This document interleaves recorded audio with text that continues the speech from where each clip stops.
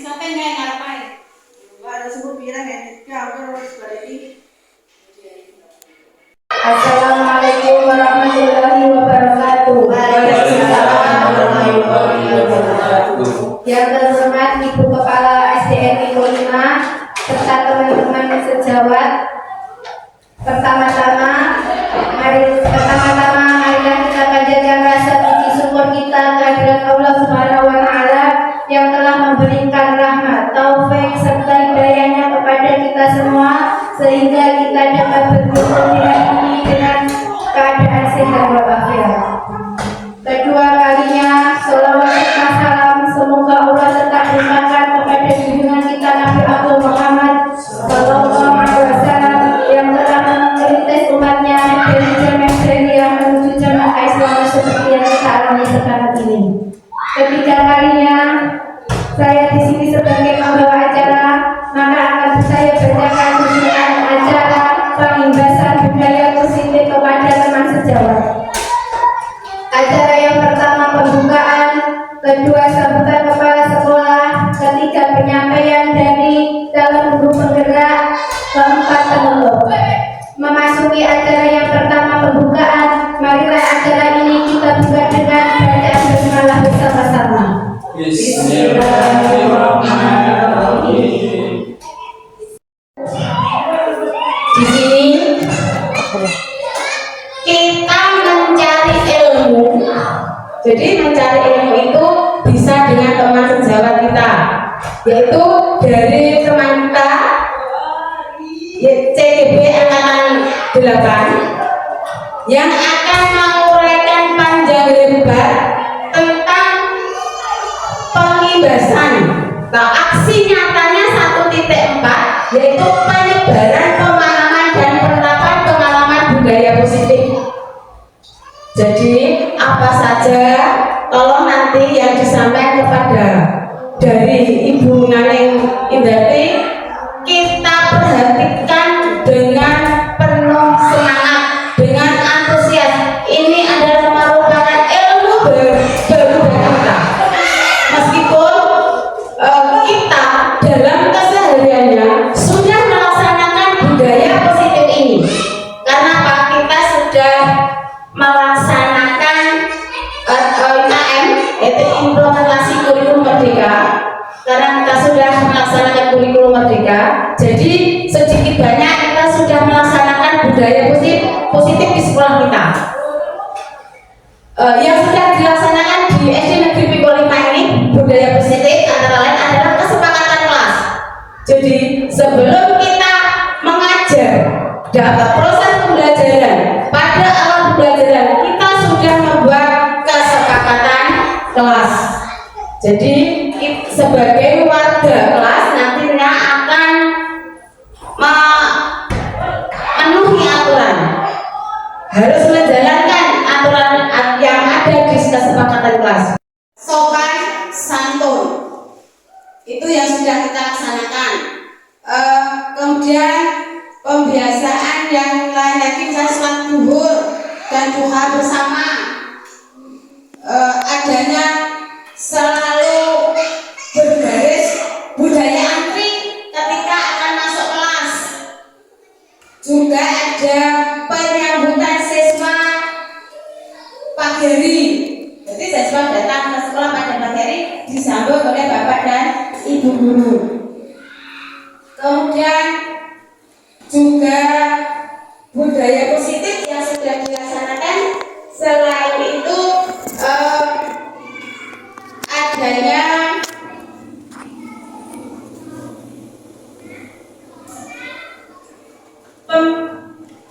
penerapan tentang keimanan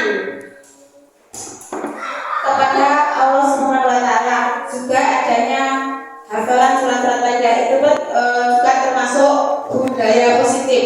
Itu saja yang antara lain budaya positif yang sudah dilaksanakan di sekolah ini. Juga adanya restitusi.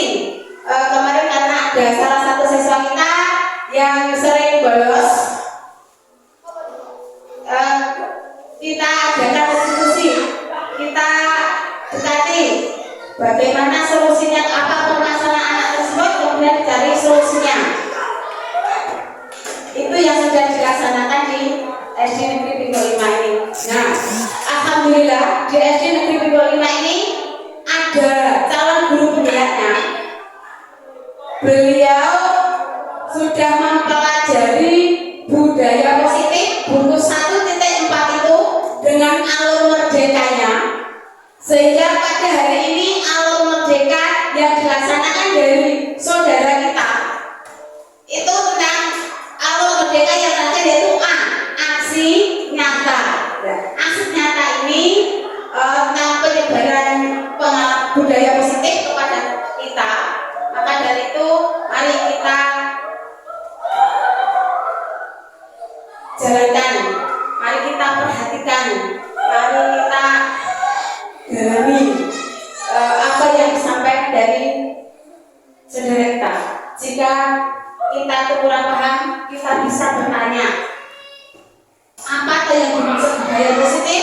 Mungkin kita juga belum bisa, bukan tidak tahu tapi belum tahu. Nah, itu nanti juga bisa ditanyakan. Meskipun sebenarnya kita sudah menjalankan dalam keseharian, mungkin juga kita belum tahu apa itu maknanya budaya positif. Meskipun kita sebenarnya sudah menjalankan dalam kesehariannya, apa tugas kita sebagai guru atau pengajar itu pun bisa melaksanakan tapi tidak tahu, tidak mengerti sebenarnya yang mana itu yang kita laksanakan bagian yang mana. Maka dari itu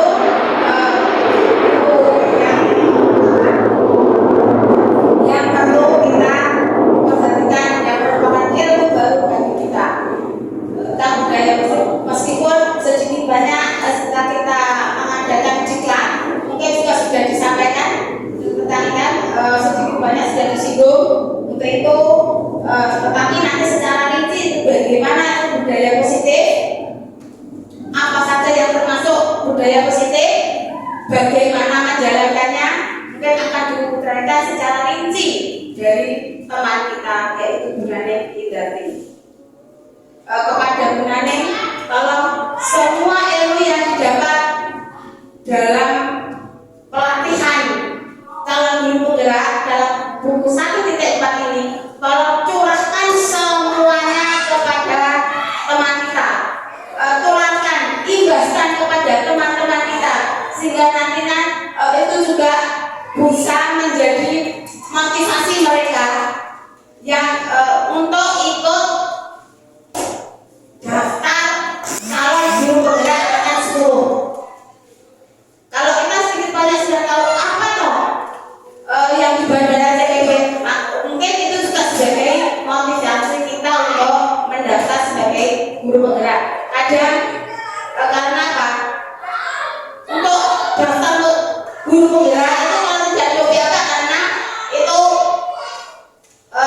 tidak ada atau belum punya minat, karena sudah takut dengan awang-awang.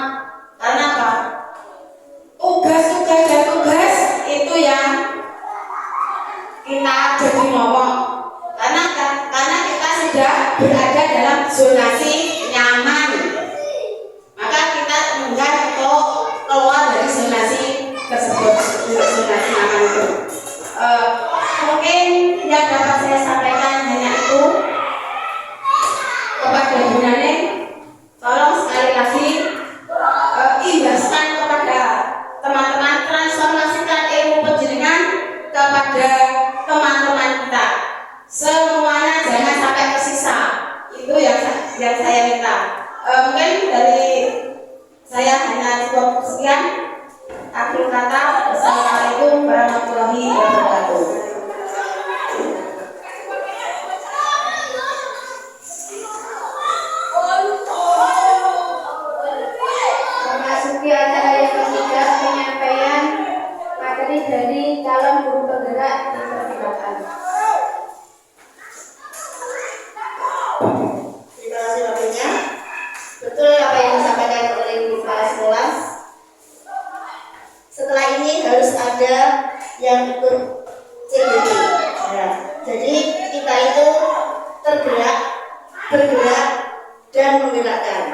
mudah-mudahan akan seperti itu nanti. Terima kasih. Assalamualaikum warahmatullahi wabarakatuh.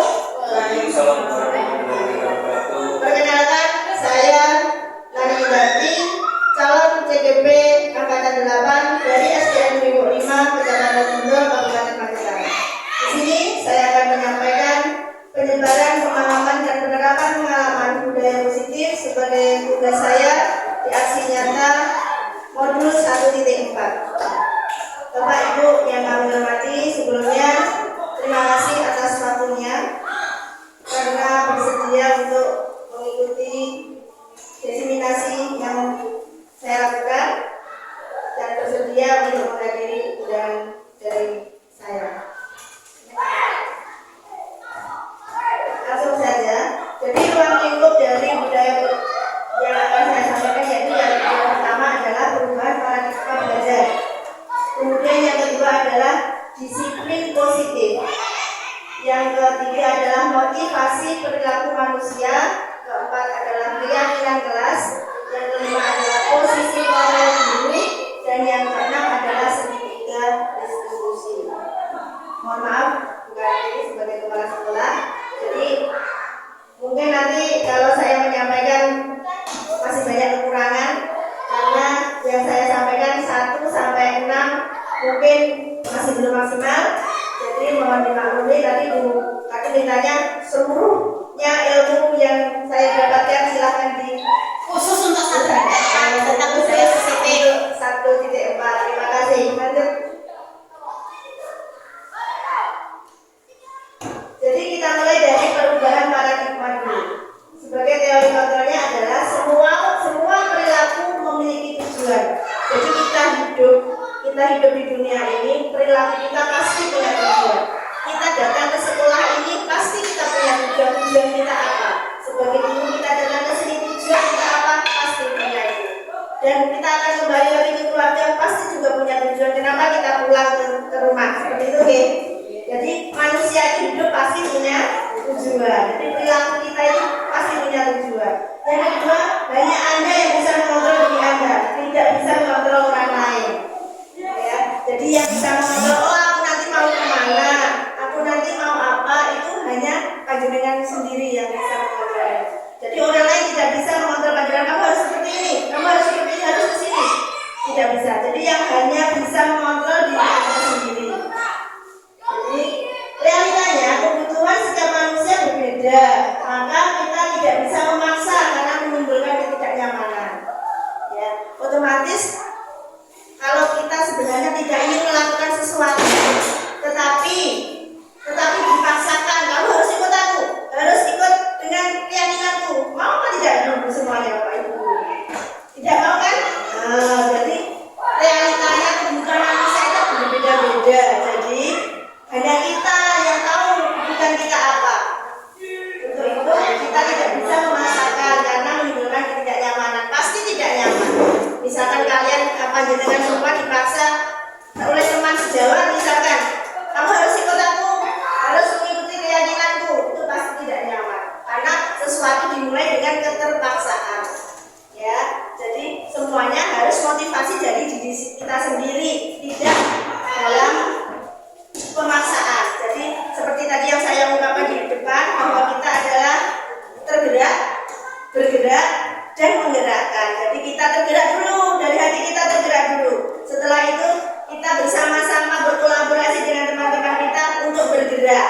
Setelah itu baru kita menggerakkan teman-teman kita, menggerakkan semua praktisi yang ada di sekolah kita. Demikian pengantar untuk teori kontrolnya. Next.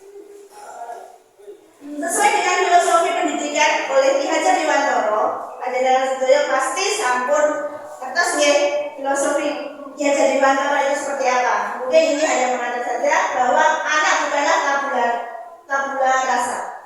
Jadi seperti itu. Kemudian semua anak terlahir dengan bakatnya masing-masing. Antara anak satu dengan anak yang lain pasti beda. Jadi tidak boleh, meskipun kembar sekalipun pasti beda. Mereka itu membawa bakatnya masing-masing. Yang satu bisanya di akademik, yang satu bisanya di olahraga, yang satu menonjolnya di keterampilan, seperti itu. Jadi anak itu membawa bakatnya sendiri. akhir. Kita itu hanya bisa melanjutkan membimbing menuju ke arah kebaikan. Kemudian tugas guru hanya menemukan bakat tersebut. Jadi kita sebagai seorang guru tidak boleh mendikte anak.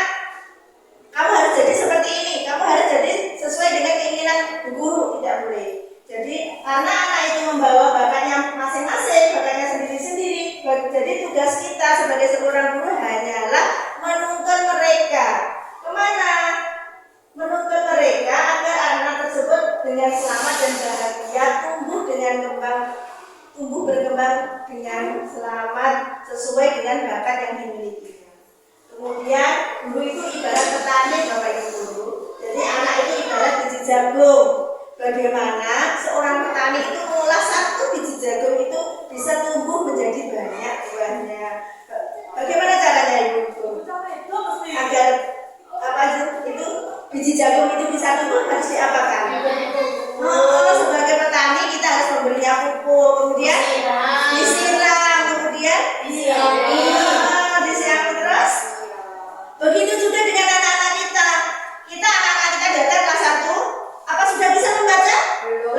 Apa sudah bisa menulis? Belum. Itulah tugas kita menuntun mereka. Kita kasih buku, berarti kita ajari mereka. Kita menuntun mereka sesuai dengan kodratnya agar bisa tumbuh dengan selamat dan bahagia. Kemudian kodrat alam dan kodrat zaman. Anak dilahirkan sesuai dengan kodrat alam dan kodrat zaman. Jadi kita harus menuntunnya sesuai dengan perkembangan zaman itu sendiri. Dan kita sebagai guru harus berpihak pada murid. Bagaimana berpihak pada murid itu? Jadi semua yang kita lakukan itu fokusnya adalah murid. Bukan muridnya yang mengikuti kita, tapi kita yang mengikuti murid kita. Bagaimana bakat dan minat potensi yang ada dalam diri murid kita bisa gali seperti itu. Next. Baiklah, lanjut kita menuju ke budaya positif di sekolah kita.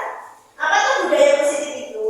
Jadi budaya positif itu adalah nilai-nilai, keyakinan dan kebiasaan di sekolah yang berpihak pada murid dan dapat berkembang menjadi pribadi yang kritis, penuh hormat dan bertanggung jawab. Jadi budaya positif yang kita lakukan di sekolah kita harapkan kepada murid-murid kita agar bisa berkembang menjadi pribadi yang kritis, anaknya bisa berkembang menjadi pribadi yang kritis, penuh hormat. Itu yang kita harapkan kan? Nah, anak-anak kita dengan kita budaya positif di sekolah kita melakukan itu, otomatis kita mengharap anak didik kita bagaimana? Penuh hormat kepada gurunya, kepada orang lain yang lebih tua seperti itu, dan bertanggung jawab pada dirinya sendiri dan bertanggung jawab pada orang lain. Nice. Ya, kita mulai dari disiplin positif. Lanjut. Disiplin positif, apa tuh disiplin positif itu? Bapak Ibu guru, disiplin positif itu berasal dari bahasa Latin. Bahasa Latin yang artinya belajar. Bahasa Latinnya disiplina, yang artinya belajar. Ya. Kecenderungan umum menghubungkan kata disiplin dengan kata ketidaknyamanan. Biasanya anak-anak kita kalau disuruh disiplin nyaman apa enggak? Tidak. Mengapa? Menurut panjenengan mengapa mereka tidak nyaman? Diatur. Karena mereka merasa diatur. Ya, bagus. Mereka merasa diatur, itulah menimbulkan mereka tidak nyaman. Ada lagi? Kenapa kalau disuruh disiplin itu anak-anak merasa tidak nyaman? Karena mungkin mereka tidak bisa menjadi dirinya sendiri mungkin ya. Jadinya ya betul tadi merasa diatur, terus akhirnya tidak bisa berbuat, tidak merdeka. Nah itu profil pelajar Pancasilanya belum masuk, merasa mereka belum merdeka. Kemudian disiplin sesungguhnya membuat seseorang menggali potensinya menuju sebuah tujuan yang mulia mengenai apa yang dihargai berupa nilai-nilai kebajikan. Sebenarnya disiplin itu diharapkan bisa menggali potensi anak-anak kita agar apa yang mereka lakukan itu dihargai dan akan menimbulkan nilai-nilai kebajikan. Menurut panjenengan nilai disiplin itu lebih penting? Penting apa tidak untuk anak-anak kita? Sangat penting. Sebenarnya sangat penting, tetapi bagi anak-anak kita dianggap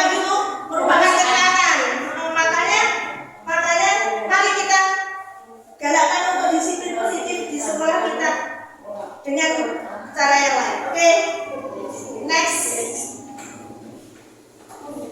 Itu menurut teori kontrol, menurut Gleason bahwa nilai kebajikan yang diyakini seseorang akan membangun motivasi untuk mencapai tujuan yang diinginkan. Gleason mengatakan bahwa setiap perilaku manusia mempunyai tujuan atau motivasi. Ya, motivasinya seperti itu. Profil pelajar Pancasila. Masih ingat profil pelajar Pancasila yang kemauan Ibu? Ayo, profil pelajar Pancasila yang saat ini lagi digerakkan apa? Berkreasi, mandiri,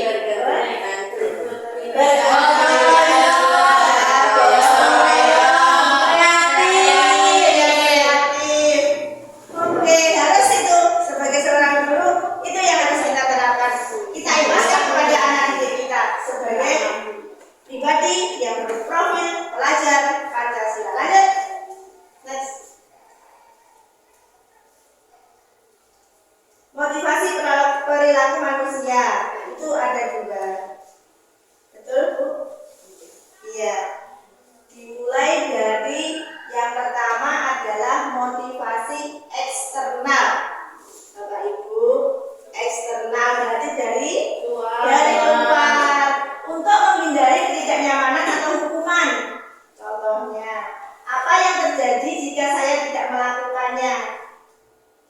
Misalkan apa? Disiplinnya salah satu contohnya apa coba? Tidak mengerjakan PR. Tidak mengerjakan PR. Berarti apa yang terjadi jika saya tidak melakukannya? Pertanyaan itu muncul untuk menghindari ketidaknyamanan atau hukuman. Itu terjadi secara eksternal. Jadi untuk menghindari hukuman mereka mengerjakan PR. Seperti itu toh? Ya. Oke. Kemudian yang kedua, untuk mendapatkan penghargaan dari orang lain atau institusi. Apa yang saya dapatkan apabila saya melakukannya? Misalkan saya sebagai seorang guru, saya memperhatikan murid saya dengan penuh, pasal saya lulus, nangis saya menang. Itu terus harapannya jenengan biar nanti saya mendapatkan reward oleh kepala sekolah. Itu tujuannya. Berarti untuk itu panjenengan motivasinya untuk melakukan itu, untuk berbuat lebih kepada anak itu hanya untuk mendapatkan dari kepala sekolah itu untuk mendapatkan penghargaan dari orang lain. Itu berarti eksternal dari luar. Sekarang kalau dari dalam diri kita sendiri berarti motivasi internal, yaitu untuk menghargai diri sendiri menjadi insan yang sesuai harapan kita. Saya itu jadi seorang guru itu sebenarnya tujuannya apa toh? Tujuannya saya sebagai seorang guru, saya akan menjadi orang seperti apa bila saya melakukannya. Itu motivasi dari diri saya sendiri. Jadi saya itu mau ikut CGP, teman-teman yang lain yang baru saja daftar, saya itu mau ikut CGP itu motivasi dari diri saya itu apa toh? Pengennya saya itu apa toh? Apa hanya ingin dapat sertifikat? Apa? Ya kayaknya ingin dapat sertifikat ya. Berarti kan untuk mendapatkan penghargaan dari orang lain dapat sertifikat. Berarti eksternal. Ya dari diri saya sendiri. Saya dipaksa. Berarti kan dipaksa berarti eksternal. Berarti tanamkan dari diri saya sendiri. Berarti mulai saya adalah tergerak. Saya tergerak mengikuti CGP. Setelah nanti tergerak, panjenengan pasti mengisi, menjawab pertanyaan-pertanyaan yang ada. Pertanyaan-pertanyaan diisi terus, diikuti terus, itu namanya bergerak. Terus kemudian panjenengan nanti akan menggerakkan itu setelah kalian mendapatkan pendidikan, ikut diterima menjadi CGP, kalian pasti akan menggerakkan teman-teman panjenengan sedaya untuk ikut CGP, mengimplementasikan apa yang sudah panjenengan dapat di sekolah panjenengan masing-masing. Seperti saya, mudah-mudahan nanti bisa ditiru oleh teman-teman semuanya. Oke, ambil itu motivasi internal. Lanjut. Nilai kebaikan apa yang terdapat pada gambar berikut? Coba ibu-ibu. Gambar nomor 1 itu yang sebelah sini. Coba itu gambar nomor 1. kebaikan apa yang terdapat pada gambar berikut? Bekerja sama, gotong royong. Juga nomor 2, itu juga bekerja sama, saling bersama-sama, nggih. Bedanya yang satu dengan yang lain, bagaimana bedanya? Itu gambar nomor berapa yang sudah menunjukkan motivasi intrinsik? Intrinsik itu dari dalam. Berarti yang nomor berapa? 2 itu yang mana? Yang sebelah sini? Yang sebelah sini nomor 1, sebelah sana nomor 2. Yang intrinsiknya nomor berapa? 2. Kenapa coba? Coba Ibu, kenapa? Karena pada nomor 1 itu ada guru yang mengarahkan anak. Kalau yang di nomor 2 itu anak-anak itu mulai bergerak sendiri, dia bergerak sendiri. Oke, begitu ya Bapak Ibu. Jadi yang pertama ini masih mereka membutuhkan bimbingan seorang guru. Mereka motivasinya masih diperintah, ya masih itu. Sedangkan yang kedua itu mereka bergerak sendiri, kesadarannya sendiri untuk melakukan bersih-bersih seperti itu. Next. Coba yang tadi kembali. Bapak Ibu pengennya panjenengan itu anak didik panjenengan itu yang seperti apa? Yang nomor 1, nomor 2 ya.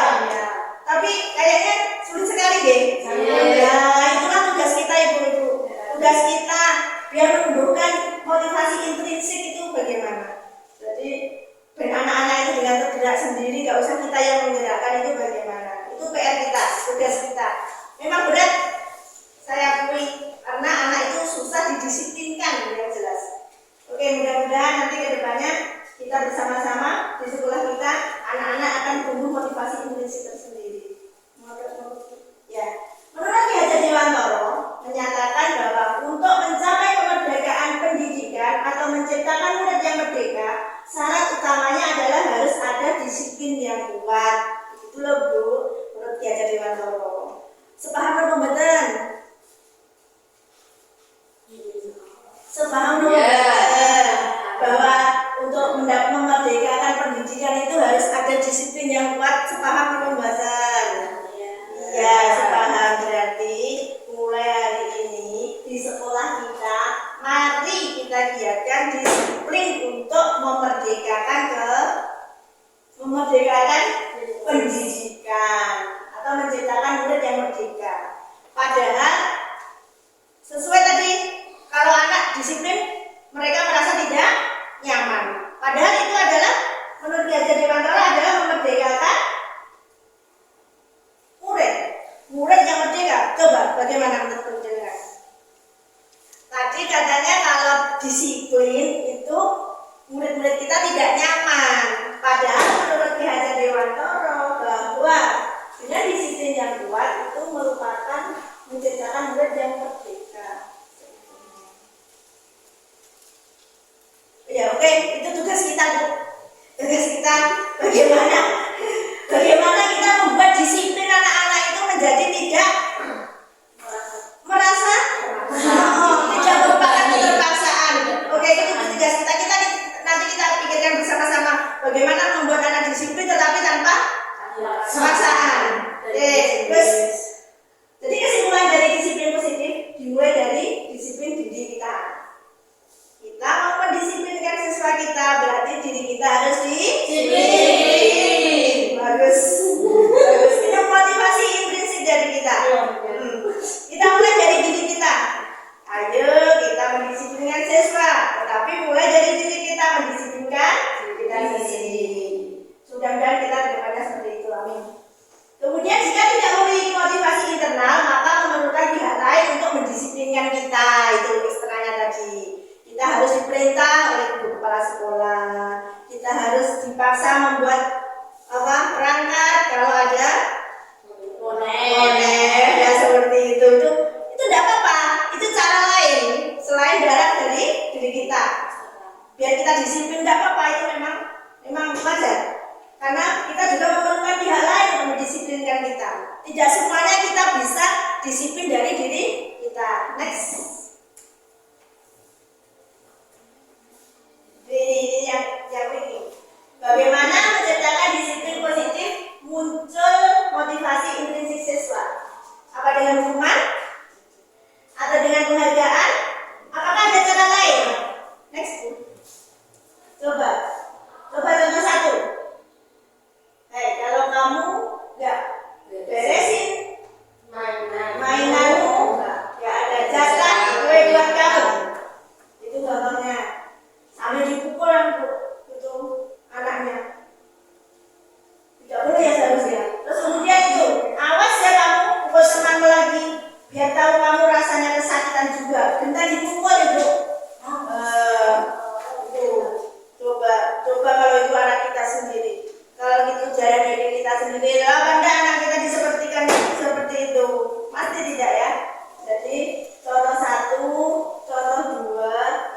semuanya sebagai kita sebagai apa tadi? Betulkah sebagai penghukum? Apakah memberi penghargaan? Gimana? Coba contoh yang ketiga, Bu. Ya, cara lain. Hukuman. Jadi yang pertama tadi adalah semuanya hukuman. Konyoni gelutan karena mungkin ada kesalahpahaman. Genta yang omah genta disamsui karo ibu genta diseneni disalami. Mainannya gak diberesi, ditutup, kemudian dibilang gak punya jatah kue. Itu hukuman itu. Jadi hukuman itu bagaimana? Menyakitkan sekali. Mungkin akan terbawa sampai nanti, sampai keluarga, sampai punya anak, mungkin ada yang trauma seperti itu. Rasa sakit jangka lama itu. Pernah Bapak Ibu semuanya pernah mengalami? Pernah dihukum waktu SD? Sampai sekarang teringat? Oh, ada kejadian seperti itu? Ya. Itu mudah-mudahan bisa menjadikan motivasi kita sebagai terus kemudian membenci. Dengan seperti itu anaknya juga akan membenci kita karena kita penghukum. Kemudian menyakiti diri sendiri, akan menimbulkan itu Ibu Bapak, menyakiti diri sendiri. Kenapa aku takut itu? Gitu. Kemudian merasa tidak dihargai dan bersalah. Nyapa ora bener, mesti yo. Aku kerjanya naik sobo. Mainan itu gak boleh.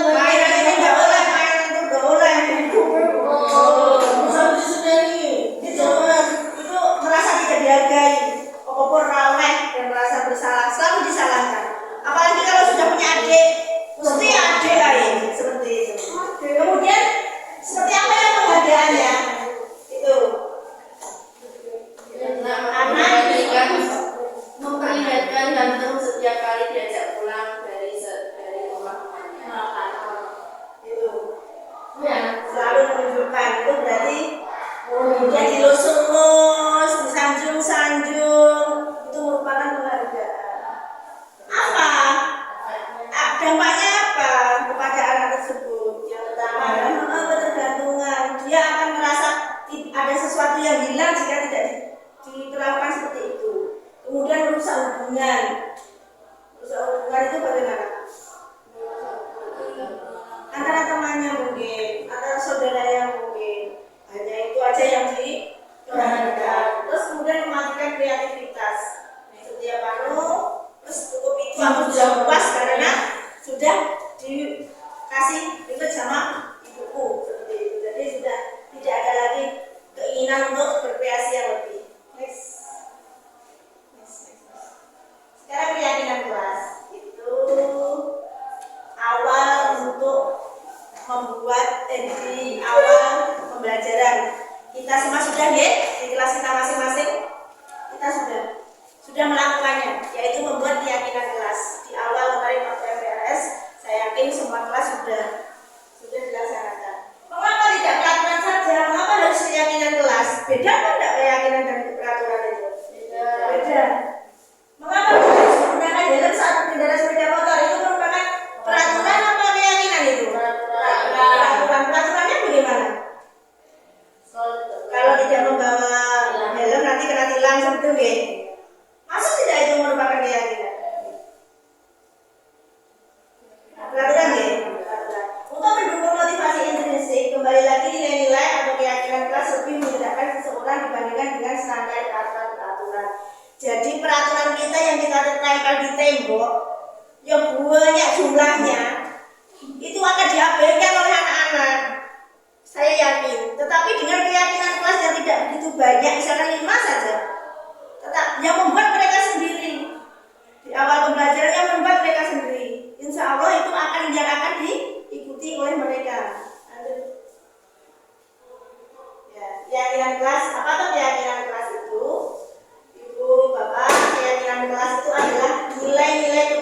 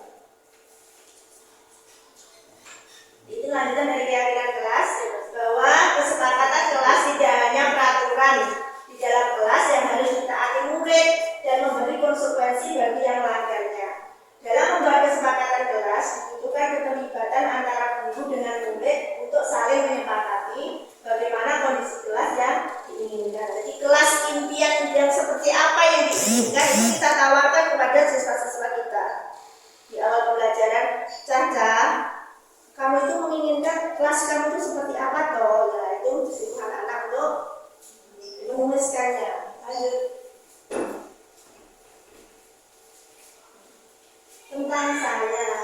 Nah ini ya, ini kesepakatan yang sudah saya buat dengan anak-anak saya. Ini dokumentasinya. Pertama, saya memberikan pengantar pada anak-anak saya. Apa tuh itu kesepakatan kelas? Nanti mungkin bisa diikuti oleh ibu-ibu. Mungkin saya sudah melaksanakan dulu. Alhamdulillah. Cuman ini urutannya seperti itu. Mungkin ini bisa memotivasi.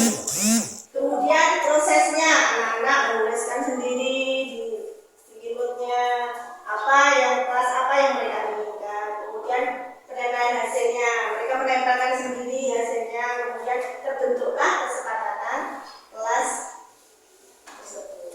Next. Apa nggih? Sudah dilaksanakan nggih? Sudah bukan? Alhamdulillah. Prosesnya seperti itu juga kan? Alhamdulillah. Lanjut 5 posisi kontrol. Maaf ibu salah ya. Lanjut.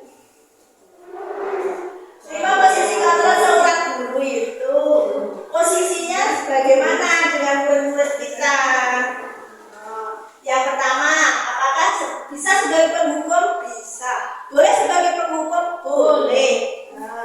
Apakah membuat merasa bersalah? Pernah merasa bersalah? Membuat anak kita merasa bersalah? Sering.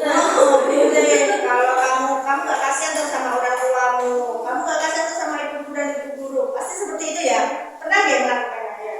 Terus kemudian sebagai teman untuk teman murid kita rangkul mereka, kita ajak ngobrol, kita ajak cerita, kita bercerita bersama, itu merupakan kontrol kita sebagai teman. Sebagai pemantau atau monitor, pengawas, kita berkeliling mengawasi apa yang dilakukan oleh anak-anak kita. Kemudian sebagai manajer. Next. Bagaimana satu persatu sebagai penghukum? Contohnya, kami itu selalu saja terlambat, pasti selalu terakhir yang datang. Kalau sekarang kamu sana pergi ke belakang, bersihkan kamar mandi. Pernah seperti itu ibu-ibu? Pernah ya. Itu sebagai penghukum. Boleh seperti itu? Boleh seperti itu. Kemudian membuat rasa bersalah. Kamu ini bagaimana kalau kamu sudah berjanji dengan ibu tidak akan terlambat lagi? Ibu benar-benar kecewa sekali. Anak itu merasa bersalah, ya kalau ibu malah kecewa denganku, gara-gara aku sering terlambat. Jadi merasa bersalah. Kemudian dengan teman, sebagai teman, ya sudah tidak apa-apa, duduk sana, nanti ibu bantu kamu ini. Nah, itu sebagai teman. Kemudian sebagai pemantau, coba kamu tadi kok terlambat, peraturannya apa, sanksinya apa, konsekuensinya apa. Itu sebagai pemantau. Sebagai pengawas, datang ngapa terlambat, tidak terlambatnya apa, cukupnya apa. Nah itu kak pandangan saya sebagai pemantau. Sekarang sebagai manajer, apakah kamu tahu kesalahanmu, apa rencana yang kamu perbaiki dengan masalah ini? Itu sebagai manajer. Jadi anak itu didudukkan ibu-ibu, ditanya jawab, diskusi dengan anak kita, mengapa melakukan kesalahan itu. Itu posisi kita sebagai manajer. Nah, apa kamu kok sering terlambat? Apa yang menyebabkan kamu terlambat? Terus kamu tahu enggak kesalahan apa yang kamu telah berbuat? Terus kedepannya kamu punya rencana apa untuk memperbaiki kesalahanmu? Itu adalah posisi kita sebagai seorang manajer. Apakah semua itu bisa dilakukan semua, Bu? Bisa. Jadi semua itu boleh dilakukan, semua boleh. Boleh kita sebagai pengontrol, boleh kita sebagai teman, boleh kita sebagai manajer, boleh kita sebagai pembuat rasa bersalah, dan yang terakhir kalau bisa penghukum itu jadi yang terakhir. Boleh kita juga sebagai seorang penghukum. Jadi tergantung situasi dan kondisi. Kondisi orang aja ibu. Lanjut. Oke, segitiga diskusi. Sebelumnya tapi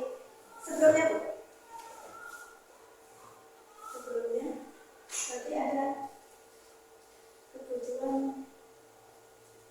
Oke, lanjut ke segitiga disposisi. Apa itu segitiga restitusi itu?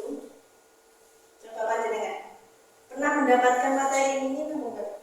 Segitiga restitusi. Apa segitiga restitusi? Itu suatu proses dialog yang dijalankan guru atau orang tua agar dapat menghasilkan murid yang mandiri dan bertanggung jawab. Sebelum kita masuk ke segitiga institusi, Bu, Ibu, kepada anak didik kita tuh selama ini sebagai apa toh? Saya ingin tahu dulu, kita ini sebagai apa ya selama ini ke anak-anak kita? Penghukum, kontrol kita itu penghukum, manajer. Pernahkah panjenengan sebagai manajer? Pernahkah panjenengan sebagai teman? Pernah. Sebagai apa tadi? Pernah. Terus sebagai apa lagi tadi? Penghukum. Pernah. Sebagai apa lagi tadi? Membuat rasa bersalah? Pernah. Terus kemudian tadi sebagai pengawas ya, kontrol. Maksud saya, menurut panjenengan adakah urut-urutannya dari kelima perilaku kontrol guru itu? Adakah? Bisa kan kita urutkan? Misalkan pertama itu kita harus ini dulu, harus ini dulu, itu ada nggak?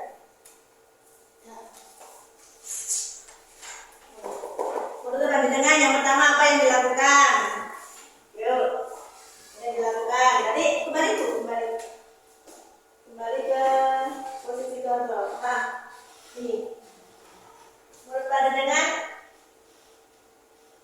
kalau menurut hati nurani panjenengan, dewe, kita sebagai teman-teman. Kalau memang sebagai teman kita tidak bisa melampaui sebuah kebijakan, apalagi sebagai apa? Manajer. Manajer? Pemantau. Pemantau tadi yang gini. Terlambat. Konsekuensi apa yang bisa dilakukan? Terus kemudian pelanggar yang seperti apa itu pemantau. Jadi selain teman, kemudian Pemantau. Manajer. Pembuat salah. Penghukum. Oke. Bisa kan Bu? Saya langsung ke penghukum? Bisa ya? Bisa. Jadi sekali lagi tergantung situasi Dan kondisi. boleh misalkan sudah berkali-kali diingatkan masih seperti itu, terus kemudian coba saya pengen mendengar panjenengan bercerita di kelas panjenengan pernah menemui anak yang seperti apa?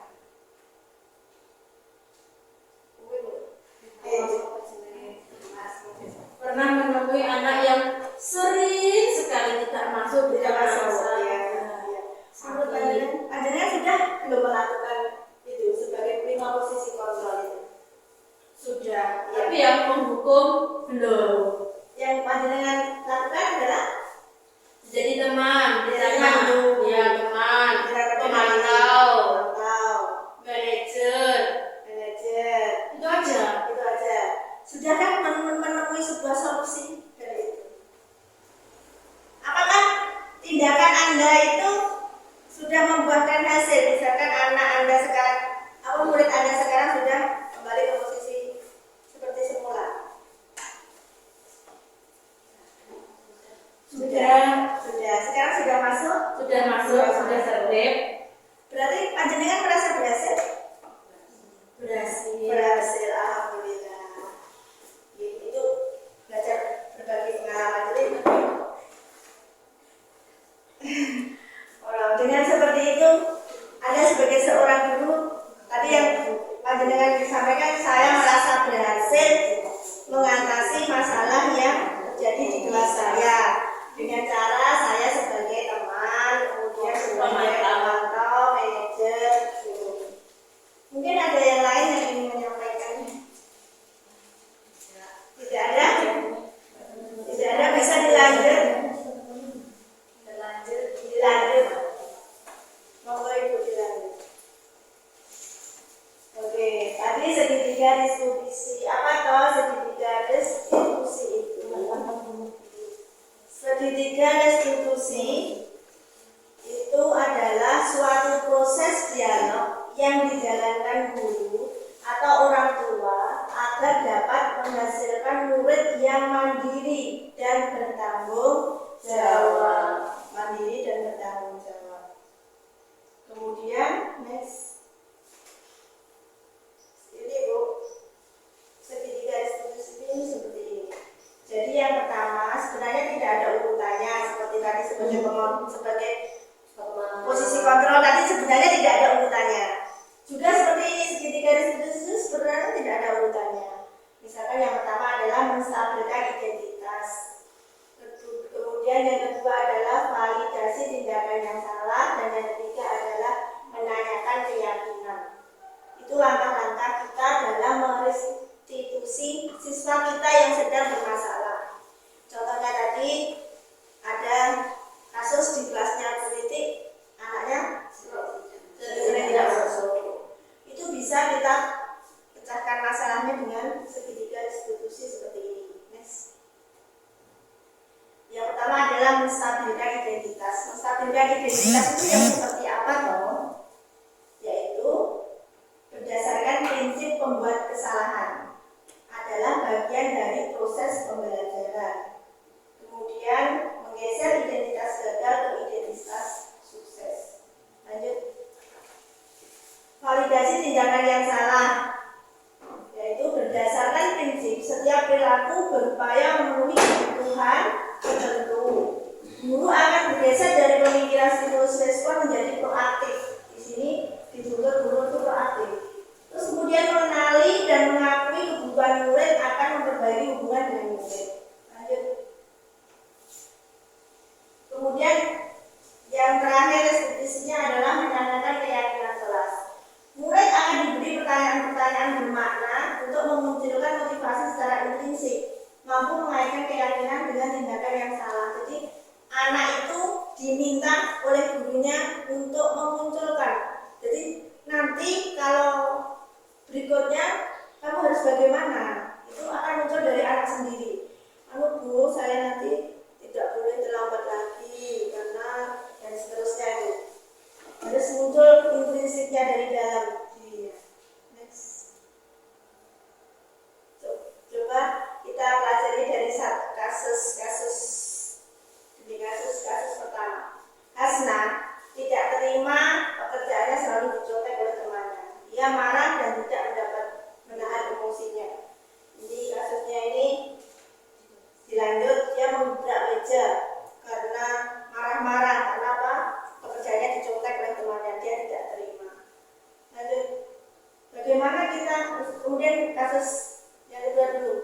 Ina sering tidak mengerjakan tugas sehingga banyak pelajaran yang tertinggal.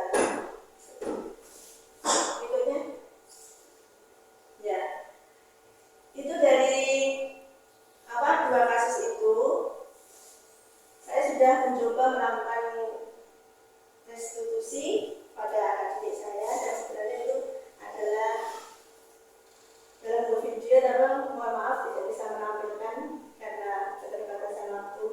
Jadi dari anak-anak yang berkasus tersebut kita ajak menyelesaikannya dengan segitiga restitusi, yaitu yang pertama tadi apa Ibu kemarin menstabilkan identitas. Jadi ditanya dulu kenapa kok melakukan kesalahan itu, terus kemudian validasi tindakan yang salah. Jadi dari kesalahan itu berarti telah melanggar kesepakatan yang mana. Kemudian kalau sudah berarti tahu kesalahannya, kesalahannya ini harusnya bagaimana, terus kemudian menanyakan keyakinan. Kalau sudah tahu harusnya bagaimana kedepannya, harapan yang diharapkan guru kamu harus seperti apa, itu urutannya seperti itu. Itu sudah saya lakukan untuk anak-anak saya. Semoga untuk kasus-kasus yang terjadi di sekolah kita bisa menerapkannya dengan segitiga restitusi. Jadi kita tidak hanya menghukum anak saja. Jadi kita tidak harus menghukum anak kita. Jadi kita diskusi, kita dekati anak kita. Kita bisa jadikan teman, kita ajak mereka melakukan segitiga restitusi dengan berdiskusi. Demikian yang bisa saya sampaikan. Semoga apa yang sudah saya sampaikan dari depan sampai belakang tadi bisa membawa perubahan untuk sekolah kita. Kita akan menerapkan budaya positif di sekolah kita dengan kedisiplinan yang kita terapkan, dengan penyelesaian masalah dengan restitusi dan lain sebagainya sesuai dengan apa yang saya sampaikan. Semangat Bapak Ibu semuanya, kita sama-sama kita akan berkolaborasi untuk mewujudkan sekolah kita yang berdisiplin positif. Kita sama-sama untuk mendisiplinkan anak. Kita bersama-sama membuat budaya positif di sekolah kita. Tadi sudah disampaikan oleh Ibu Kepala Sekolah, banyak sekali budaya positif yang sudah kita terapkan di sekolah kita. Mulai dari pembiasaan pagi, pembiasaan di kelas, dan lain sebagainya. Mudah-mudahan harapan saya dengan diseminasi ini ke depannya Bapak Ibu juga akan melakukan hal yang sama seperti apa yang sudah saya coba lakukan. Kita sama-sama Ibu, kita sama-sama, kita berkolaborasi bersama, kita jadikan satu tim untuk tim praktisi untuk mewujudkan cita-cita kita, yaitu sekolah yang berbudaya positif. Terima kasih. Wassalamualaikum warahmatullahi wabarakatuh. Saya kembalikan kepada MC-nya. Terima kasih Bu Naneng, semoga ilmunya bermanfaat untuk sekolah sini. Memasuki acara yang keempat adalah penutup. Sebelum acara ini ditutup, apabila ada kata-kata yang tidak berkenan di hati Ibu guru semua, saya mohon maaf yang sebesar-besarnya. Billahi taufiq wal hidayah wa inayah. Wassalamualaikum warahmatullahi wabarakatuh. Waalaikumsalam warahmatullahi wabarakatuh.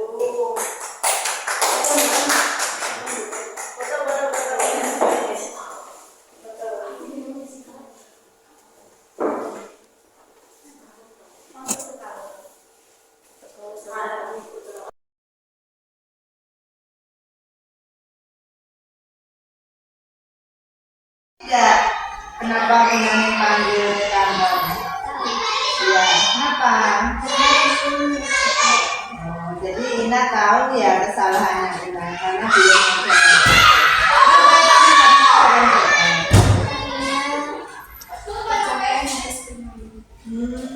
setiap hari kalau tidak mengerjakan PR karena kecapean, karena bermain lama terus kecapean gitu.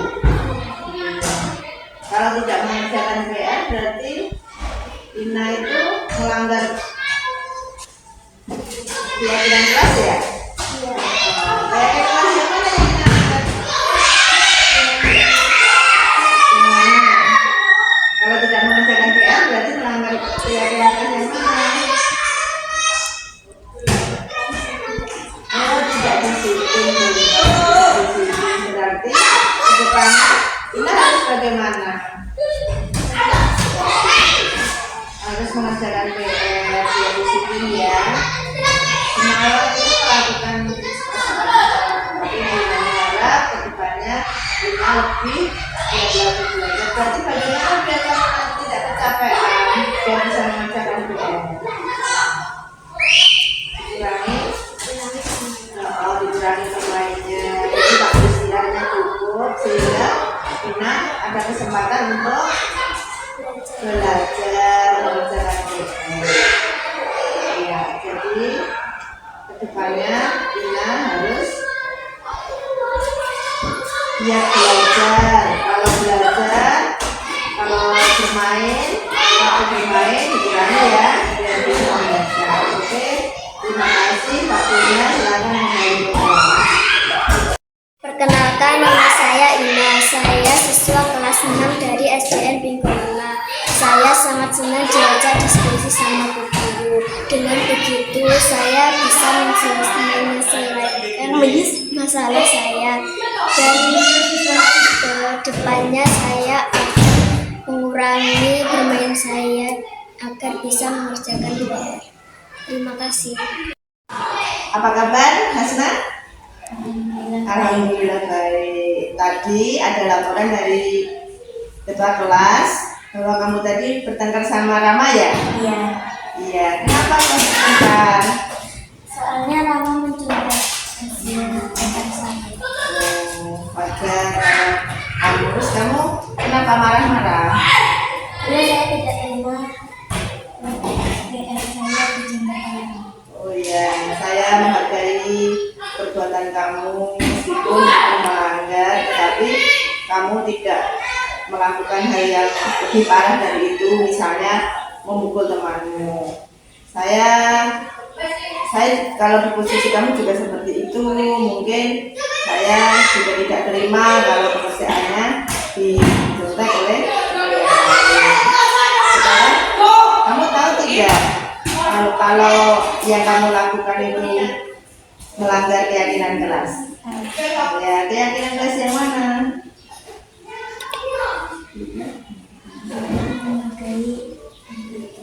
Tidak menghargai antar. Terus kalau begitu kamu bisa nggak kedepannya keyakinan kelas yang mana yang harus kamu lakukan? Bisa.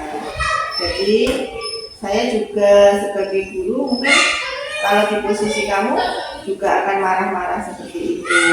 Tapi karena kita harus selalu menghargai teman, berarti menghargai teman. Terus apa yang kamu lakukan ke depan kalau ada kejadian seperti ini?